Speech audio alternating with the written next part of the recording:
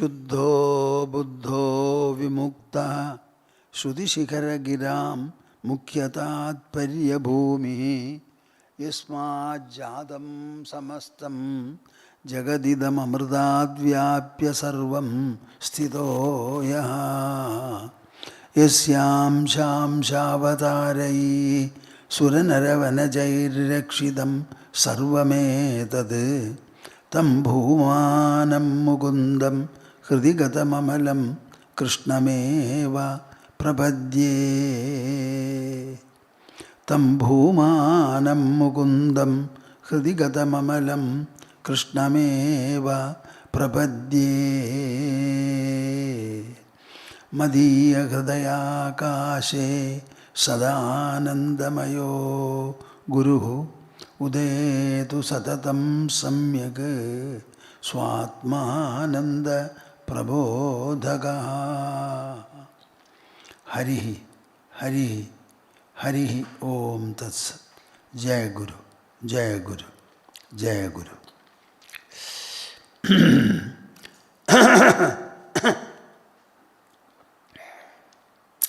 Harihi Om Tatsat Jai Guru Jai Guru. As usual, we shall recite the auspicious monosyllable collectively 3 times. While reciting, every one of you must have the definite sankalpa that our joint recitation should spread upon the whole earth, showering its benedictions to all the living beings on our planet. Interlock your fingers and put them on your lap. Sit comfortably erect. Close your eyes. Open the mouth and heart and join me. Every one of you.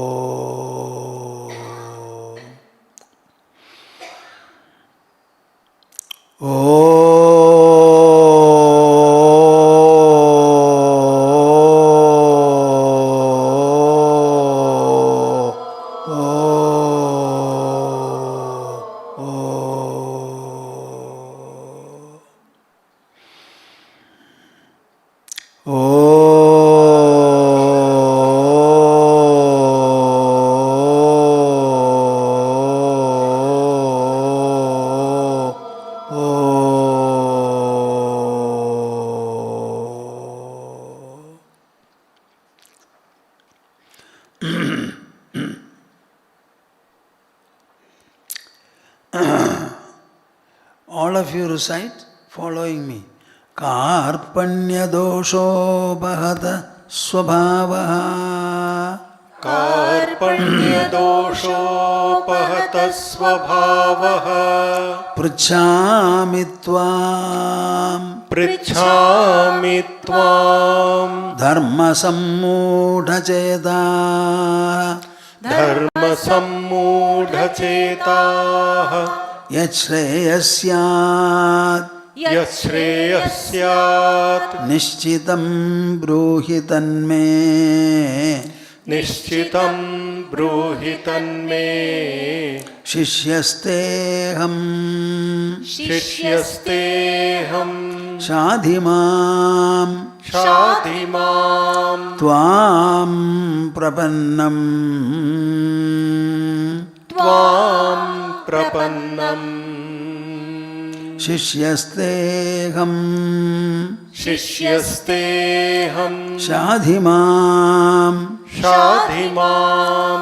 Tvam prapannam. Tvam prapannam.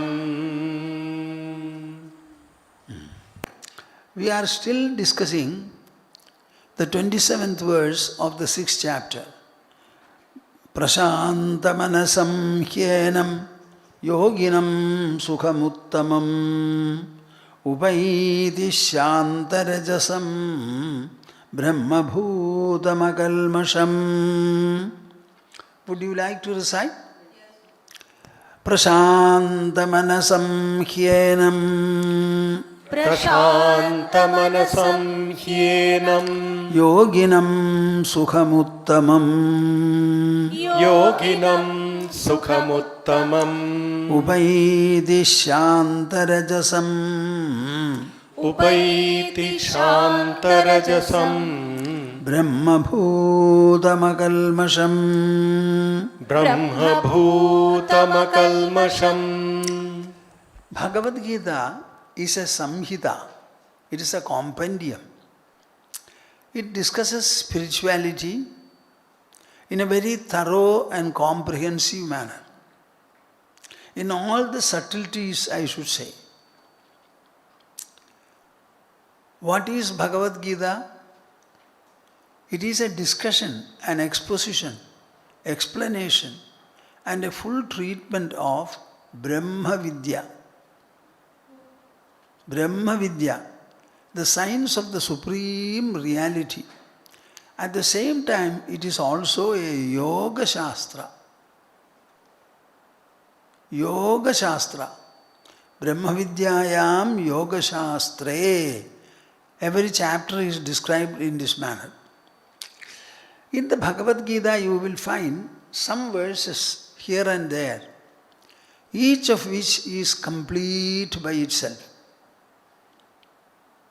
This is a point I have been stressing on several occasions. Now, what is the specialty in this sloka? Prashantamanasam hyenam, yoginam sukhamuttamam, upaidi shantarajasam, brahmabhutam akalmasham. The one pivotal word in this verse is prashantamanasam hyenam. Prashantamanas. Will you remember this?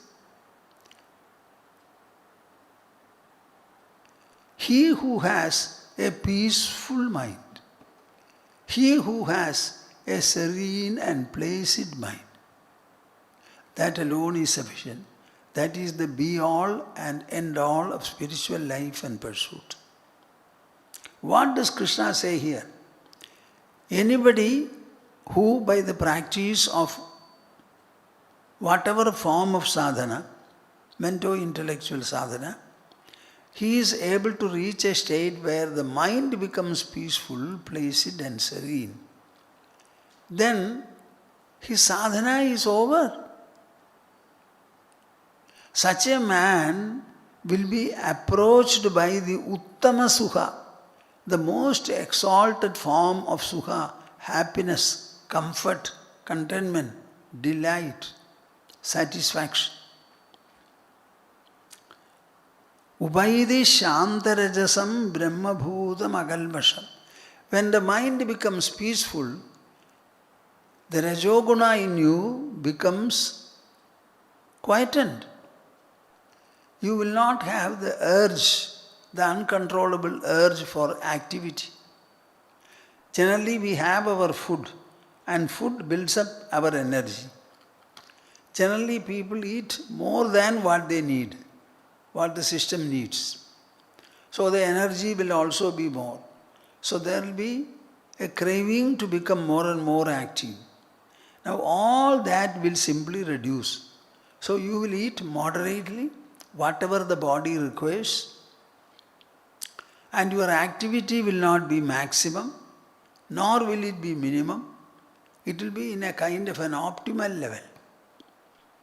Such a person is approached by Uttama Sukha, Brahmabhutam akalmasham. That Sukha will not have any kind of a blemish. Akalmasham. Brahmabhutam. That Sukha is arising from Brahman, the supreme reality. So, peaceful mind means supreme reality. Can you understand this, my dear children? Why all this confusion? Why all this trouble, oscillation, running from pillar to post? Understand that the whole jugglery is in the mind. The mind should become appeased, quiet, that's all. Normally the mind is desultory. Often it is turbulent. It is agitated. It invites and causes by itself a number of torments, trials, tribulations, so many things. It is all a creation of the mind itself. That mind, leave it to itself. Observe it, observe it. When you start observing it, the mind's agitations, all of them stop. Initially, it may not be in a moment, in a minute or two. But you make it a practice to observe your mind. Suppose you start looking at darkness with light. Tell me what will happen? There will be no darkness, it will disappear. Suppose you start observing your mind. That observation itself will quieten the mind. See, suppose an agitation comes. Don't be afraid. Simply close your eyes. Look at the agitation. Look at the agitation. It has sprang up from where? From your mind. It subsists where? In your mind. Where will it subside? There itself. So if it is, the source of it is the mind, the terminus and the dissolution of it is in the mind, what is it in between? It is the same. That means it is a zero. My dear souls, this is a fact.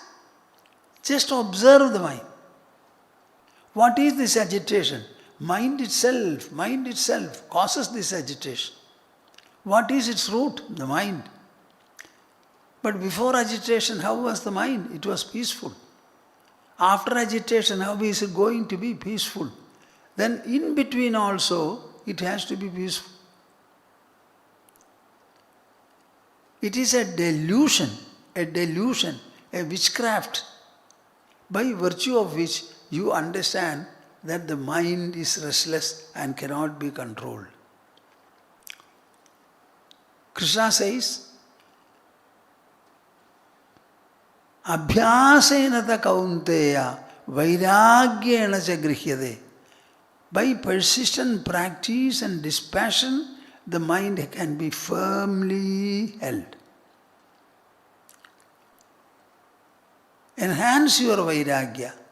Enhance your practice. What is that practice? Observing the mind process. Observing the mind process. Observing the mind process.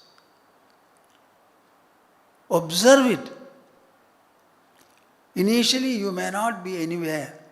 Later on you will feel you are able to observe even when the mind is in a state of tension. Go on observing. The tension will grow thinner and thinner, thinner and thinner.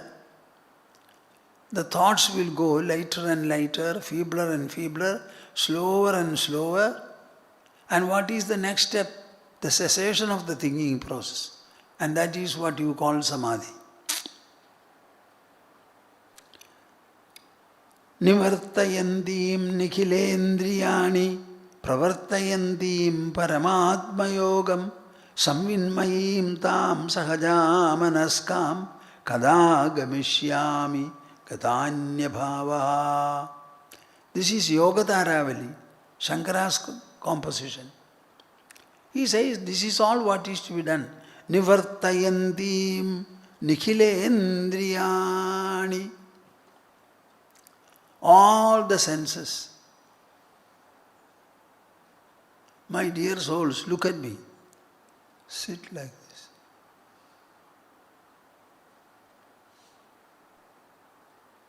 Be restful. Restful. Let the head rest on the neck. Let the neck rest on the shoulder in between. Let the shoulder rest on the chest. Let the chest on the portion below. The whole thing on the hip. Then nothing. Wow.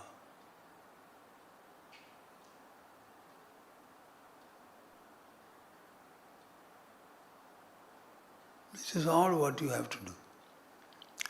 Nivartayantim nikhilendriyani.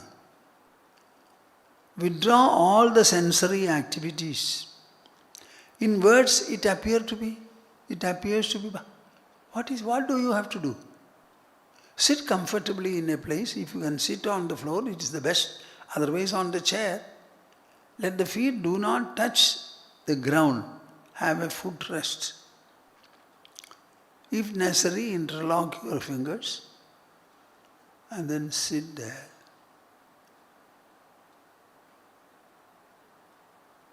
As if you are a fool. You know nothing. I think that is the best way. Nivartayantim nikhilendriyani pravartayantim paramatma yogam. What does it mean? Inside my body, altogether there is only one presence, the sentience, the sentient presence, the inner presence. And that is full in the body. The body is pancha bhaudik, made up of the 5 elements. The entire creation also is equally made up of the 5 elements.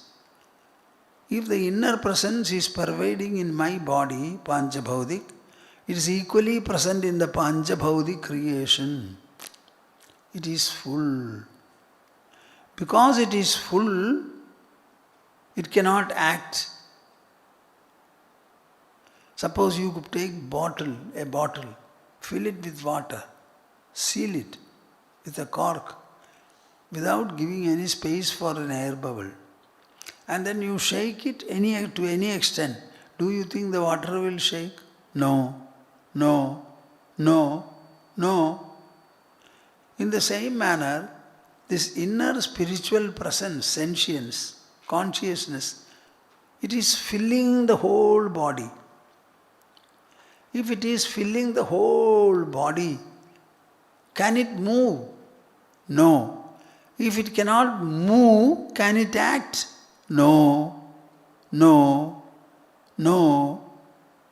If it cannot act, can it produce as a result? Can it produce any kind of an outcome? Any kind of a result? No. If your body is full of an inner presence and that cannot act, that cannot produce anything, then what are the things which you are confronting? Thoughts, thought processes, emotions, feelings, memory, reason, and what not. They are not really productions of the mind. Maximum you can say they are display of the mind. Just like the still sleeper causes dream phenomena. This is called Paramatma Yoga. The presence inside my body cannot function, cannot act, because it is full. It doesn't allow any place for a second entity, nor will it be able to act the least. So no action and actional outcome is ever there inside my body. Whatever appears to be there is unaccountable. It doesn't belong to the cause and effect, can at all.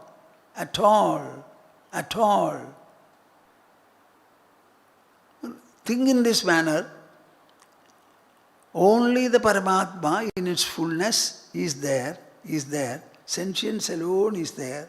Samvinmayim tam sahajamanaskam. If you start thinking in this manner, sooner or later, that thought process will become quite strong and vibrant, and it will have its total influence on the mind processes completely. And then you will find all the agitations subside, all the cravings vanish, all the instability dissolves, all oscillations flee,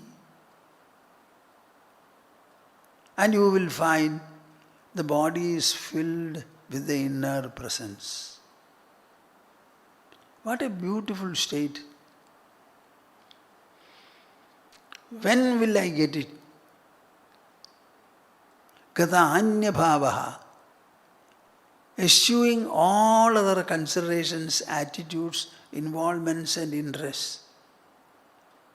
A prayer. Samvinmayim tam sahajamanaskam. That state is the state of consciousness.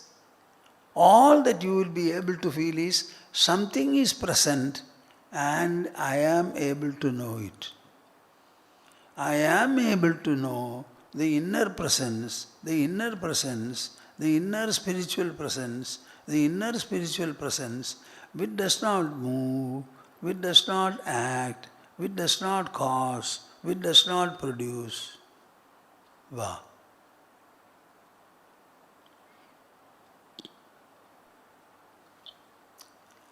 If there is no possibility inside the body for any kind of a process or an act or a procedure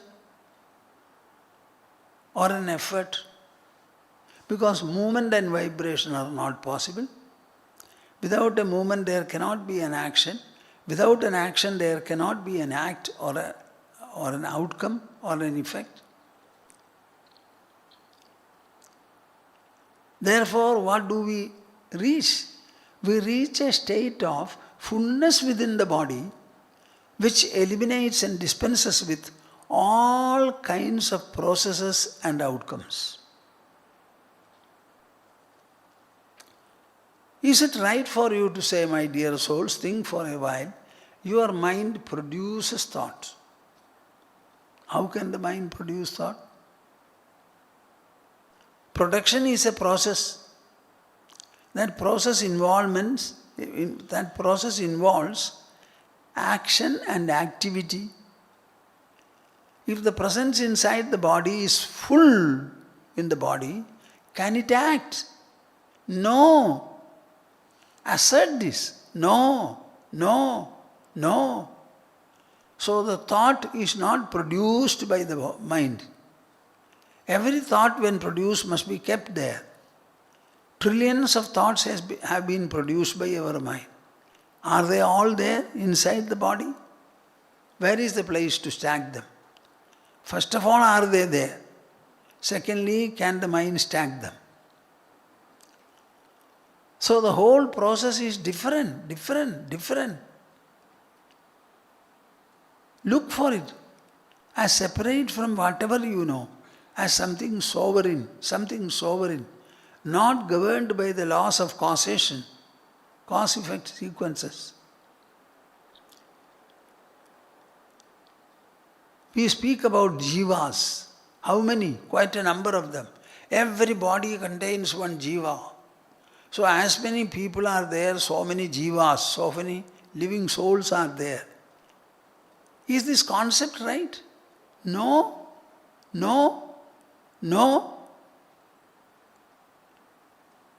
We are not speaking about the material plane, the physical plane. We are speaking about the plane of consciousness, sentience. And that is always full. In the fullness of sentience, can there be a birth? Can there be a death? Can there be an outcome?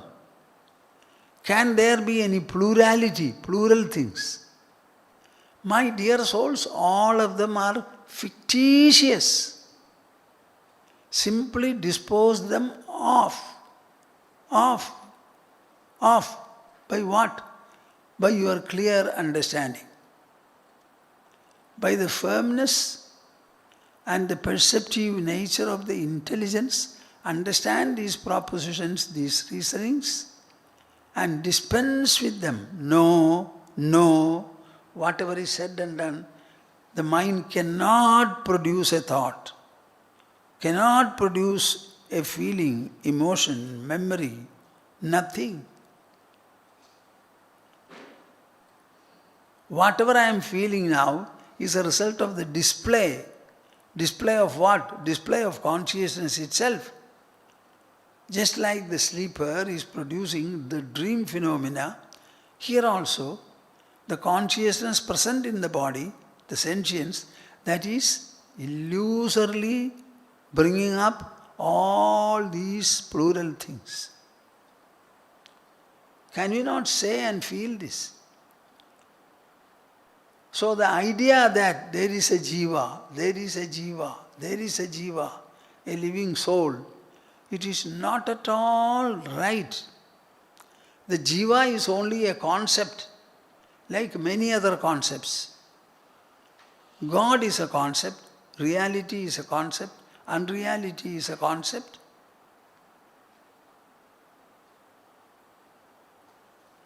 So these are all ideas. Ideas are made by the mind.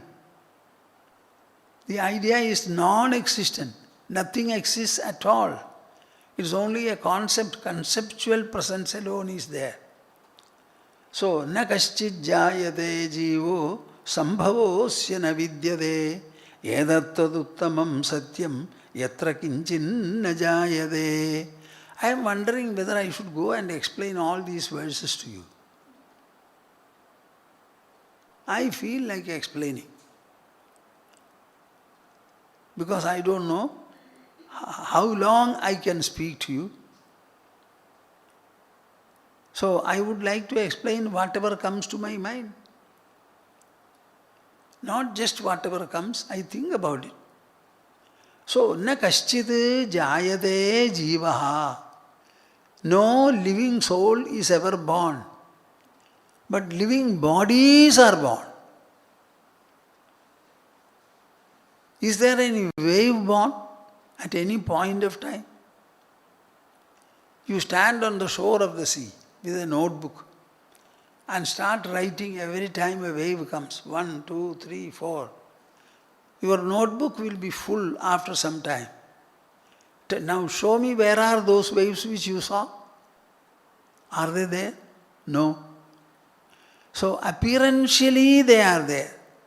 But in reality, when you analyze the proposition, nothing is there. How can you call so many waves in the sea? Sea is one. The sea is water. Wave also is water. So as water, was there any addition in the form of the wave? Nor a reduction because of it? If the sea has not increased and decreased, how can you say so many waves in the sea?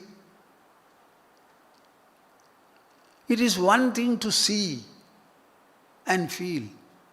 It is altogether different when you think about what you have seen and you want to analyze it, understand it, and realize it as a truth or as a fact, an unnegatable fact. Here also, so many thoughts are felt.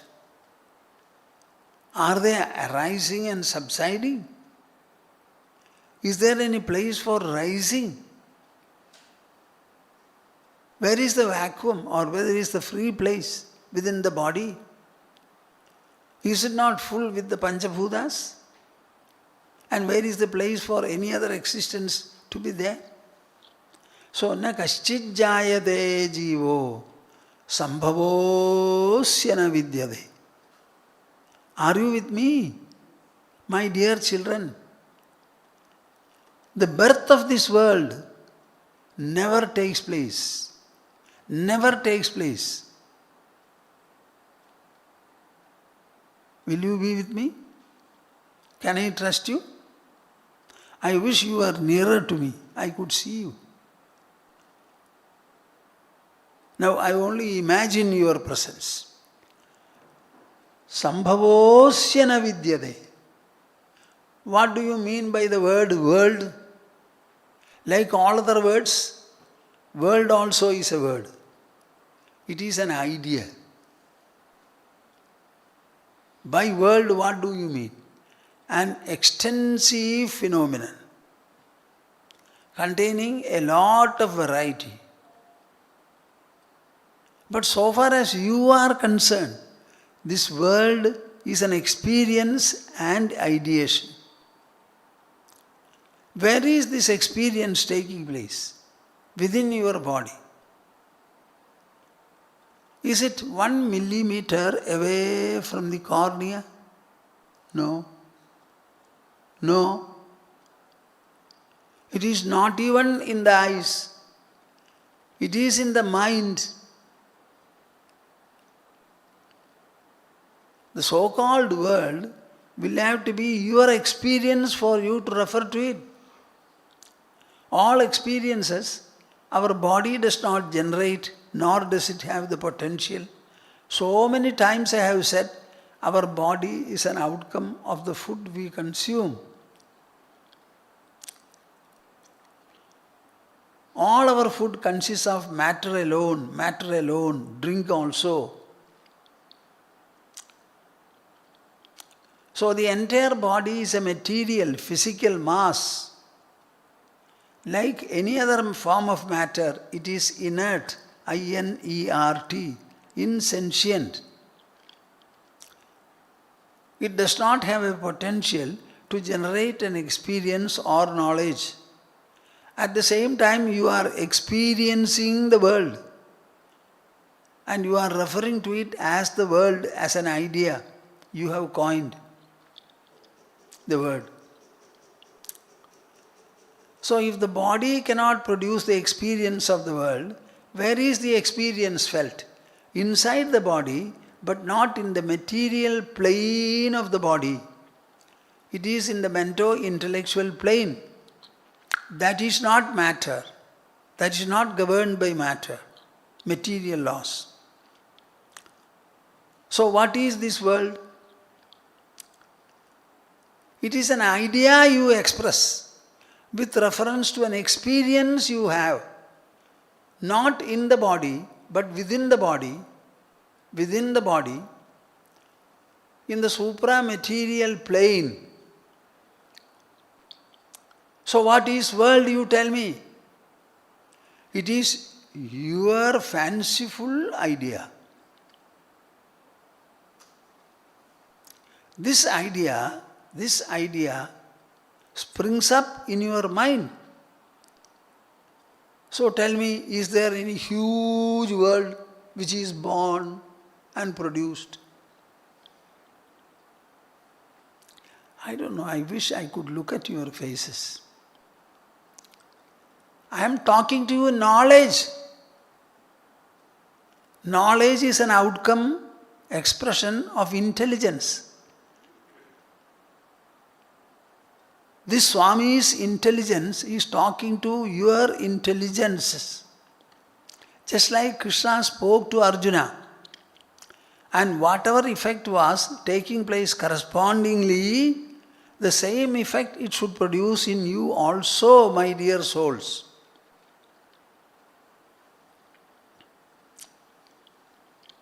So the jiva is a concept, the world also is a concept. World is a word derived from the alphabet. Alphabet is our formation. Words also are our formation. Is there any huge world? If there is, how do you say? Your ground for saying that the world exists is your experience. Your experience is within the body. Within your limited body, can you contain a huge, gross world? So on the basis of what do you say the world is gross? Can a gross item go inside my body? How can it be? One gross thing cannot go inside another gross thing. The gross is full of its substance, its content. So there is no space for any other gross object to get in. So does the world get inside my body? My body would break into pieces. So whatever I refer to as the world is an experience I have. And that experience is in the supra-material plane within the body of matter. How can I say on the basis of the experience that the world is gross? If it were gross, could you have experienced it within you? You are experiencing it. That experience is subtle, S-U-B-T-L-E, inside the gross body. The subtle mind experiences the world. So that experience also is subtle. If this is the truth of our world perception, tell me, is there anything like a birth of the world? Certainly not. Not.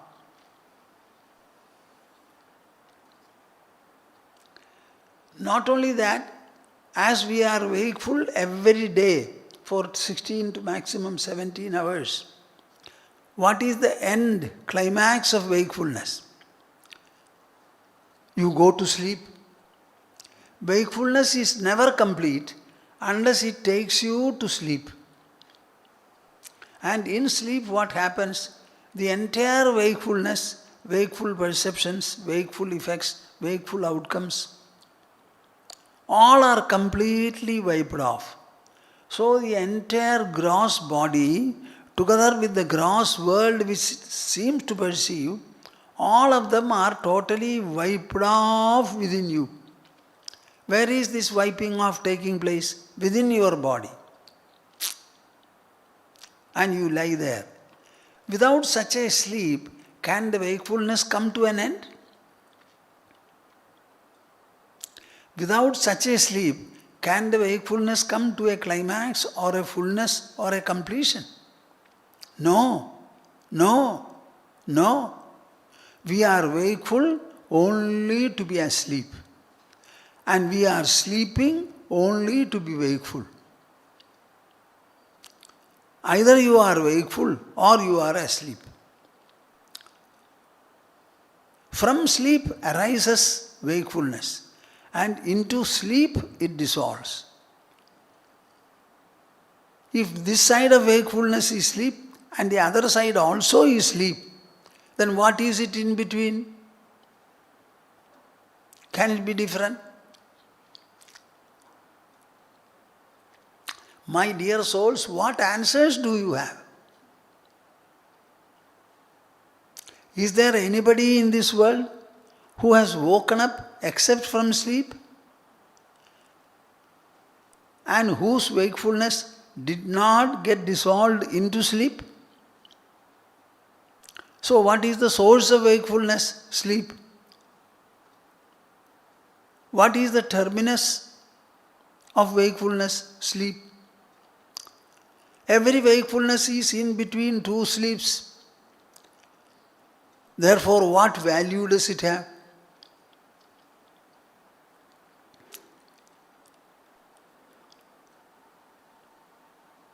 Don't say that, Swamiji. For the sleeping man alone, wakefulness, world is not there. The world is there only for the wakeful people. One man may have gone to sleep, others are wakeful. Wakefulness is a birth from sleep. Sleep is the source of wakefulness. So the entire wakefulness, along with the wakeful creation called the world, both of them go into naught, nothing, in sleep.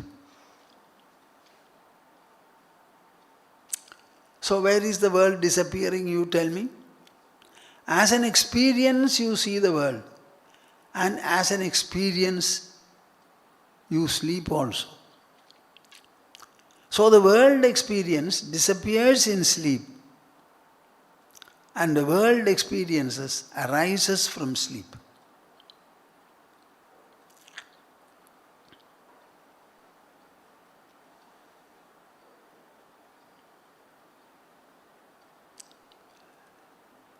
Sambhavosya na vidyate edattad uttamam satyam yatra kinchinna jayate. Sit, close your eyes, observe your inside. Simply remain. Let us spend half an hour or 1 hour. Observe inside, feel. Let many things come there. Watch, is there any addition? Is there any subtraction? Is there any multiplication or division? Any addition within you? Any subtraction within you? Maybe thoughts come, feelings come, emotions come, memories come, reasons also emerge. All of them one after the other means one, after that another. So the first one has disappeared. One thought disappears and the second thought comes. The second disappears and the third comes. So where is the staticness for the thought processes? Suppose you had a dozen thoughts. Where are they? 100 thoughts, 1,000 thoughts. Where are they? If you cannot find them to be present before you in your understanding, can you call them a presence at all? For anything to be referred to, it has to be present. Is any product of the mind remaining forever, for long? So you should be very clear in understanding this. No jiva is ever born. This world also has never been born as an entity.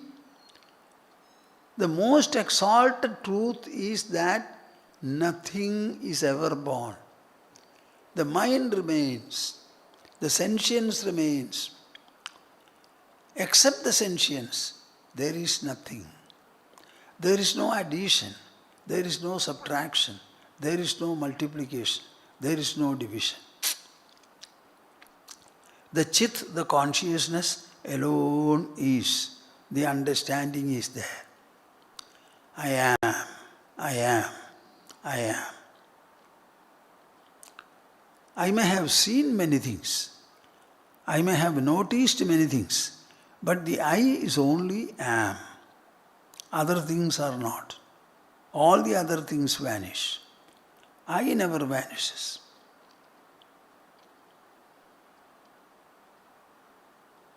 Am I clear?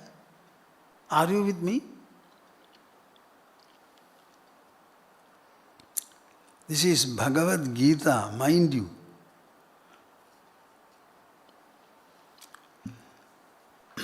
न कश्चिज्जायते जीवो संभवोऽस्य न विद्यते एतत्तदुत्तमं सत्यं यत्र किंचिन्न जायते. Any kind of a product will be there only when the process to produce it is first there. Suppose you should say the thought is an outcome. Outcome of what? The thinking process. And what is this thinking process?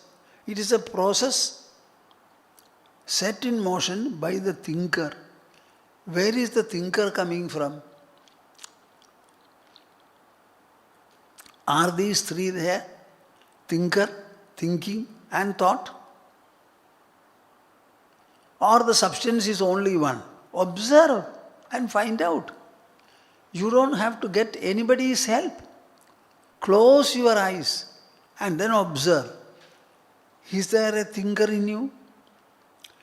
Does he give rise to the thinking as a process? And does the outcome thought arise? Are you able to find the three?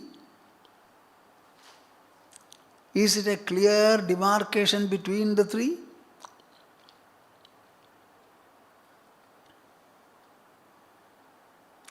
The inner presence inside the body cannot move at all, and therefore no action is possible. Thinking as an action can never take place within us, because it is altogether only one inner presence. If there is no actor and there is no action, how can there be an outcome? So call everything what it verily is. What is within your body? A presence, the inner presence. Our body is made up of Panchabhutas.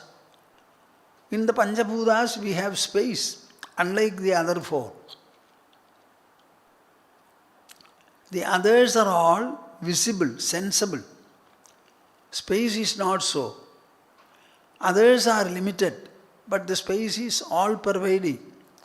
Now, in the body in which space also is present, if the inner presence is there, sentience is there, should it not become even much subtler than space? So what is all this jugglery called mind, intelligence, thought, feeling, emotion, memory, reason? What is all this? It is not an actual fact. It is not the result of any action, procedure, process. No. Then what else can it be? It can only be as a superimposition. A superimposition is possible. In the superimposition, the substratum never changes. The substratum remains the same. You see a rope and find it to be a snake. The rope has never become the snake, but it gives rise to a snake. And you fear, you run. You try to bring a stick and a lantern or a torch to treat it. All this it causes. And when you look at it, it is the rope. So where was the snake? That is called the superimposition.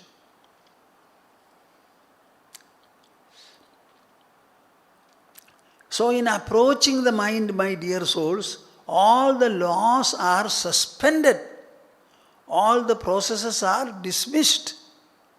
You only have your intelligence to guide you and to apply also. Laye sambodhaye chittam vikshiptam shamayet punah sakashayam vijaniyat samapraptam na chalayet. These are verses from Yogavasistha Karika of Mandukya Upanishad. Laye sambodhaye chittam. When you sit and meditate, quite possibly you will get into a state of oblivion.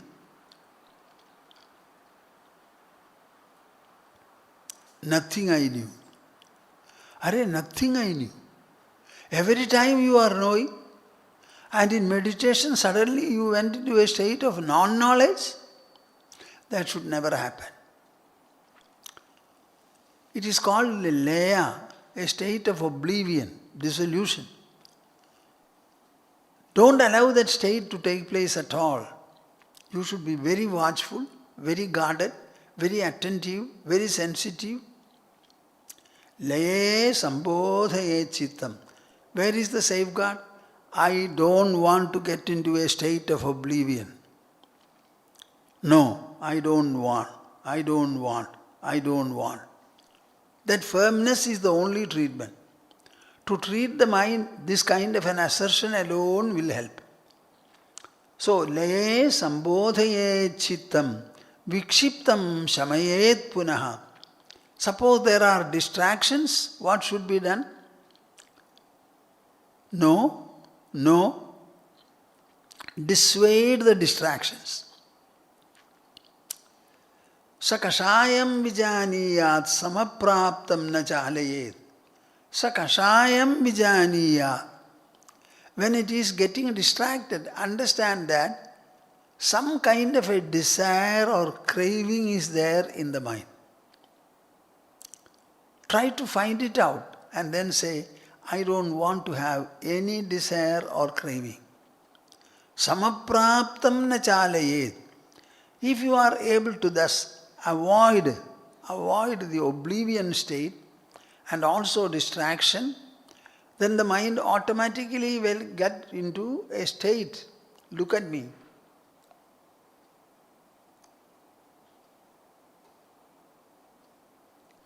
Like this. See? It will neither swing this side nor that side. Samapraptam na chalayet. when it has reached a state where neither oblivion nor distraction takes place, you have won the objective.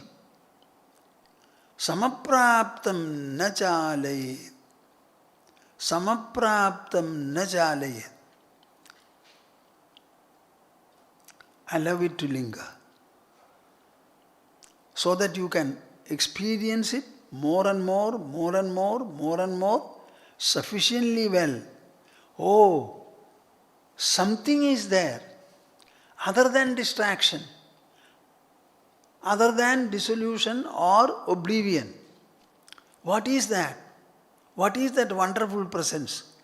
I did not have a desire, I did not have a distraction. So a state free of desire and distraction is there. Yada naliyate chittam nacha vikshipyate punaha aninganam nishpannam brahma tattada. Yada, when chittam naliyate, the mind does not get into a state of darkness and oblivion. Nacha vikshipyate punaha. It is also not distracted. Aninganam.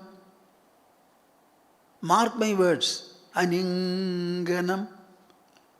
It does not move or vibrate at all. Anabhasam. It does not get into any kind of a distraction or appearential display. Nishpannam Brahma Tattada. You have attained Brahman at that point of time. Which time?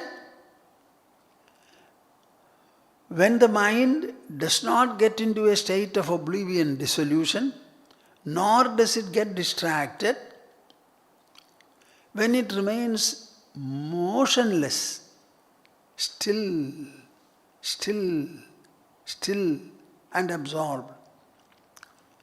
That is the time you have attained Brahman. Can you understand these explanations? If you say you cannot, this Swami cannot agree, are you not educated? Are you not using your intelligence? How do you recognize your wife and children, husband and children? How do you recognize your father? How do you recognize this extensive world? It is your intelligence, the only knowing faculty in the whole creation, that is behind it. With the same intelligence you can understand all that I am saying.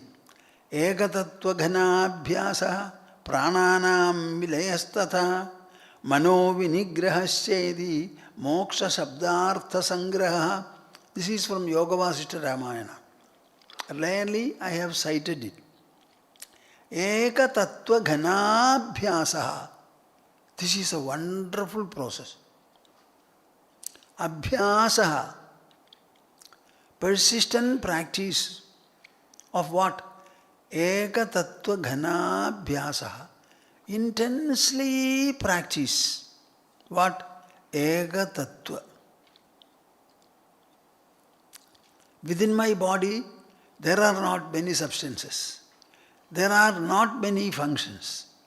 It is only one presence, the presence of sentience, the inner presence, consciousness. By its very nature, it is all-pervading. Therefore, it cannot act. Because it cannot act, it cannot produce also. So the production, process, etc. are totally irrelevant to the inner presence. So, throw them away. It is all one. The many are only a display. Look at my hand. Here is one pencil, one pen. Look at me. Are you not seeing a circle? Is there a circle? I move my hand fast with the pen. See? You are not able to notice the movement. Therefore, it becomes a circle. Exactly in the same manner, the inner presence alone is there. It cannot produce anything, it cannot move anything. Then all the other things are, by virtue of a display, these things come to be.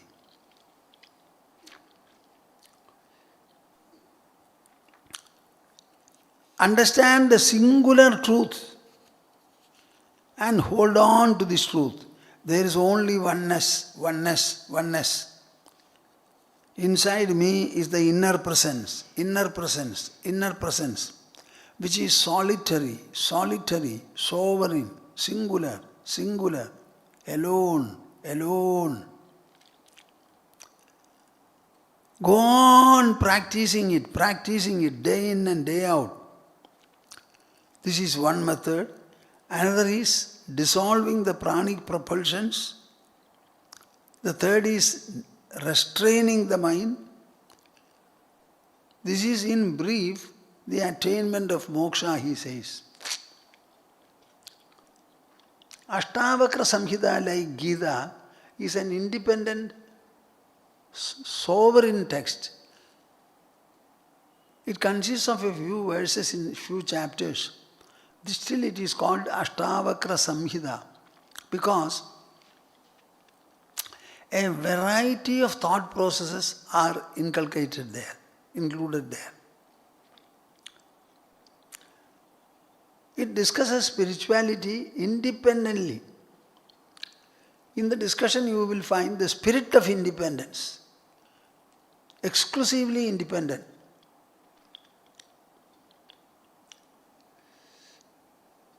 The discussion is sometimes referring to the self, but more often it is not referring to the self at all.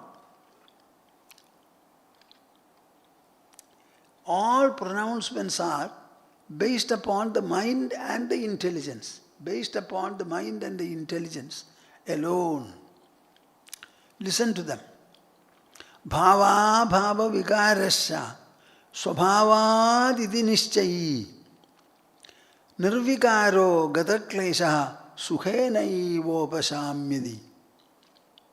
No reference to God, no reference to yoga, no reference to spirituality also. Bhava bhava vikarasya. You have something called bhava, feelings, notions, etc.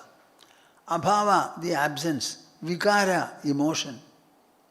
So bhava bhava vikarasya swabhavad iti nishchayi.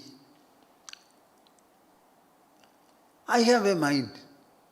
I have not bought the mind, nor cultivated the mind. Just like I have a hand and fingers, I have a nose with holes, I have a head, I also have a mind. And the mind has some bhavas and abhavas, some emotions also. All these have nothing to do with me. I am not the author of any one of them. It is all made by, if at all, the mother nature. It is nature's propulsions, nature's traits. Nirvikaro gataklesha sukhenaivopasamyadi. If there is something called the mind is in me, and the mind gives rise to attitudes, notions and all that, it is not because of me. What do I have to do? I have to do nothing. As my eyes are seeing, our hands are holding, legs are walking, ears are hearing, the mind will have bhava and abhava. None of them depends upon me. So I ascribe everything to nature. Swabhavaditi nishchayi. Nirvikaro gadakleshaha. Ascribe everything to nature. If you speak, that is also because of nature. We have the tongue, the power of speech, so we use it. It's all due to nature, nature's propulsion, nature's manifestation. Remain unaffected. Gatakleshaha. No effort at all. Everything is nature's. I have nothing to do specifically. Neither is there any scope, nor any purpose. Just like I have lungs and the nose, and both of them together go on breathing in and breathing out. Just the heart goes on pulsating. The mind also will have its propulsions. I remain simply quiet. Nirvikaro gatakleshaha. No effort at all. I will not be strained by effort. Sukhenaivopasamyadi. This kind of a thought process, this kind of an attitude, this kind of a resignation, this kind of a resolve and settlement, comfortably he can attain quietude. Ishvara sarvanirmata nehanya iti nishchayi andargalita sarvashaha shanta kvapi na sajjade. I don't know whether you are interested in listening to all these propositions. Why I am mentioning it? Prashanta manasam hyenam yoginam sukhamuttamam. For the yogi who has a prashanta manas, a quiescent mind, automatically Brahma Sukha approaches him, I said. It happens in this manner. We have no idea. Nothing we have seen. Funny notions are there. See, two people marry. After some time, the lady becomes pregnant. She delivers a child. Is there anything special about it? Is it not in the very nature of masculine and feminine life? Who made the body masculine or feminine? Behind everything is nature. What is there for us to claim as mine? You speak with the tongue and the mouth which nature has evolved. You think with a brain which nature has shaped. So once you understand, you see the hand of nature everywhere, you become relaxed. No fussing, no agitation, no impatience, no intolerance. Sukhenaivopasamyadi. Comfortably you become quiet. Ishvara sarvanirmata nehanya iti nishchayi. Similarly, another thought process. Ishvaraha sarvanirmata. God is the creator and source of everything, all. Nehanya iti nishchayi. There is no place for anyone else anywhere in this world. Andargalita sarvashaha. If God is behind everything, the source of everything, there is no place for any second source or cause, then what is the point and need for desiring? Useless. Drop it. Andargalita sarvashaha shanta kvapi na sajjade. You become immensely peaceful, and there is no question of clinging to anything, get stuck to anything, get bound by anything. Ishvara sarvanirmata. This one conclusion this one thought process, this one attitude, God is the source of all. Action, inaction, no action, whatever it may be. Āpadas sampadah kāle deivādevedi nischayi triptah swastendriyo nityam na vanchati na shojati. See, all these are from Ashtavakra Samhita. See? Only in one sloka he has mentioned Ishvara. Āpadah sampadah kāle. Āpat means what? Danger, misfortune, calamity. Sampadah, similarly the opposite. Fortune, favor. Deivādevedi nischayi. Any kind of a fortune or misfortune, it is all at the behest of God. Deivādevedi nischayi. God is behind everything, positive or negative. Triptaha sarvendriyo nityam. Oh, God is behind everything. So whatever I need, only when He gives, I will get it.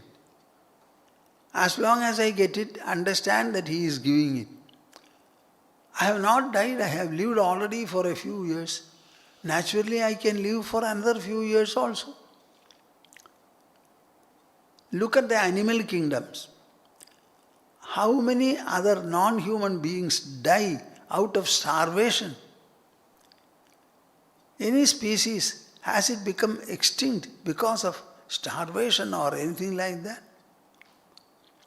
Only when human life interferes in the ken of nature, there is problem.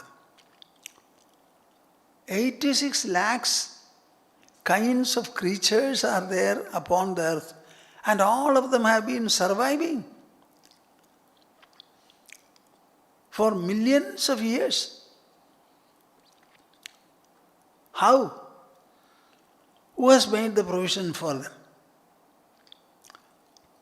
Āpadas sampadah kāle deivādevedi nischayi triptaha swastendriyo nityam na vanchati na shojati. So become contented. Swastendriyaha. Let the senses be peacefully seated in their own sources. Nityam na vanchati na shojati. The true knower, he neither desires nor does he grieve. He grieves not, he desires not.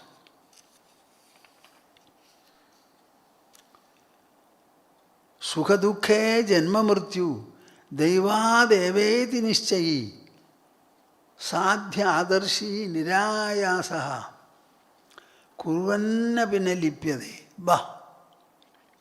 So far he spoke about what? Remaining like this. Now he says, kurvanna pina lipyade. This knowledge does not necessarily make you still and non-active. You can also be immensely active or moderately active. Sukha dukkhe janma mrityu. Sukha happiness, dukkha unhappiness. Janma means birth, mrityu death. Deivādevedi nischayi.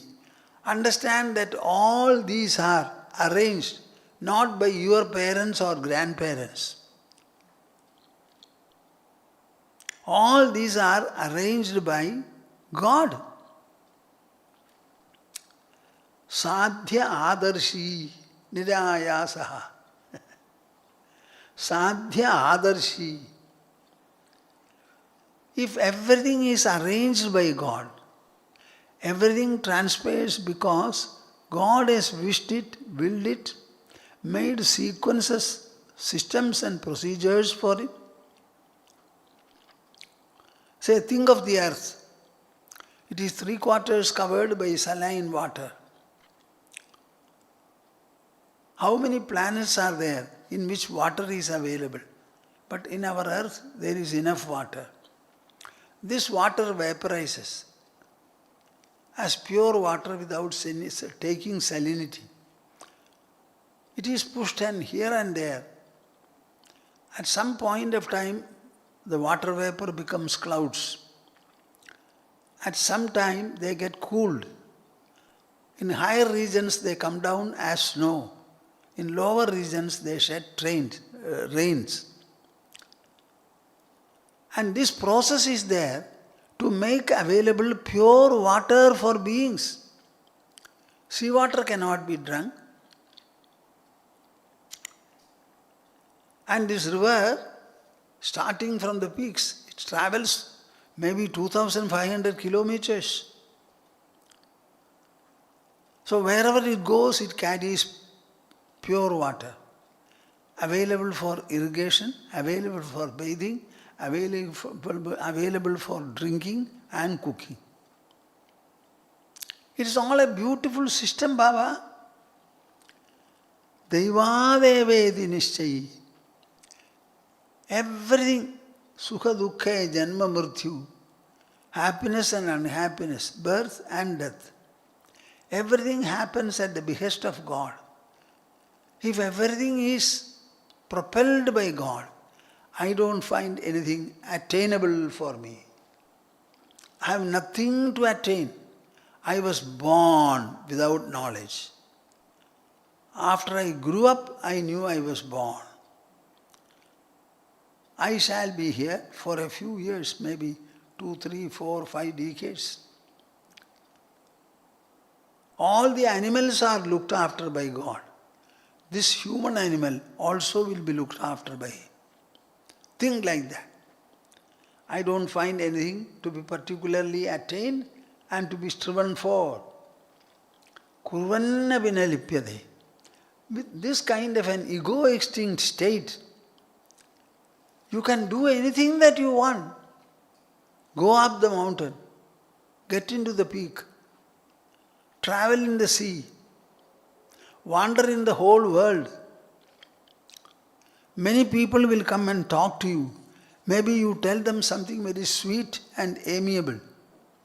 They will adore you, worship you. They will invite you, ask you to be constantly remaining with them and talk to them. Anything can happen. Kurvanna vinalipyade. Do whatever you feel like doing.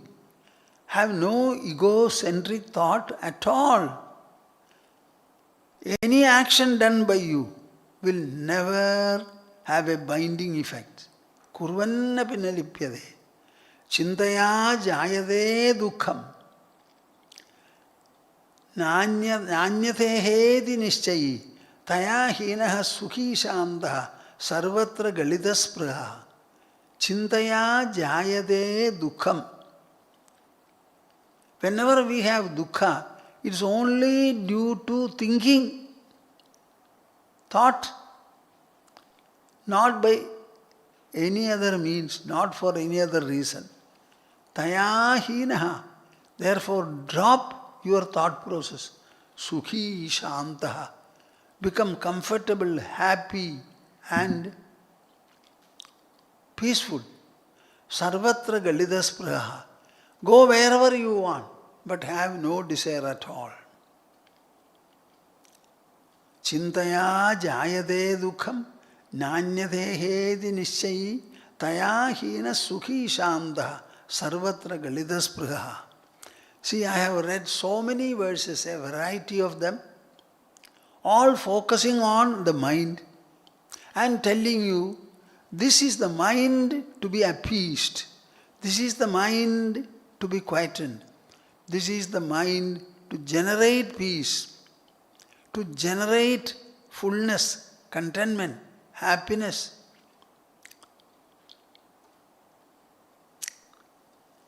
I don't know why we are worrying so much. Every time you are breathing, are you conscious of your breath? Are you pressing and breathing?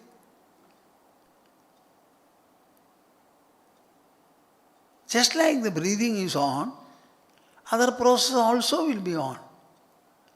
In the case of animals and birds and flies, etc., what is happening? They also deliver. There are mammals also. Chintaya jayate dukham nanyatha nanyathehe iti nishchayi taya hinaha sukhi shantaha sarvatra galidaspraha.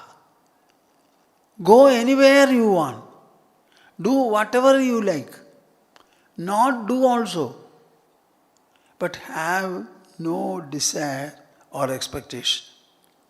Then you are safe, you are free, you are fulfilled. You have abundance of happiness and ecstasy within you. See, so many different thought processes I read. Our focus is the mind. Focus is the mind.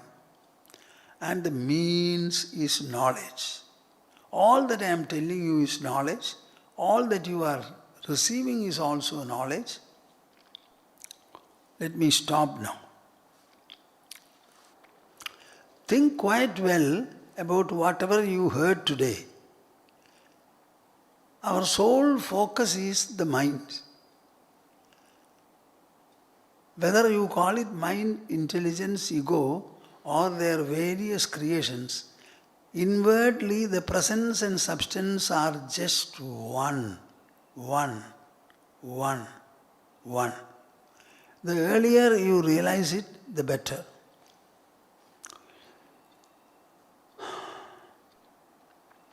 In whatever manner you think, we have to become conscious of the Supreme Truth. Any process can be accepted and you can have peace, composure, settlement and harmony. Samvedyavarjitamανuttamamekamadhyam samvitpadam vikalanam kalayan mahatman hridyeva tishtha kalanarahita kriyam tu kurvan akartrapadamethya samodidashri. Kurvan akartrapadamethya samodidashri. Hari Hari Hari Om Tats. Jai Guru, Jai Guru, Jai Guru. We shall have a conclusional Omkara as usual before parting. Take your mudra for it.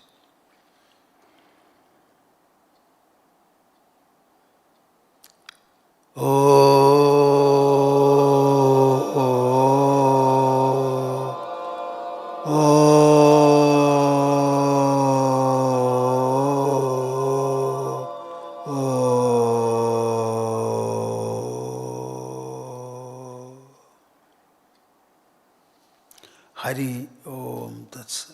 Jai Guru, Jai Guru, Jai Guru.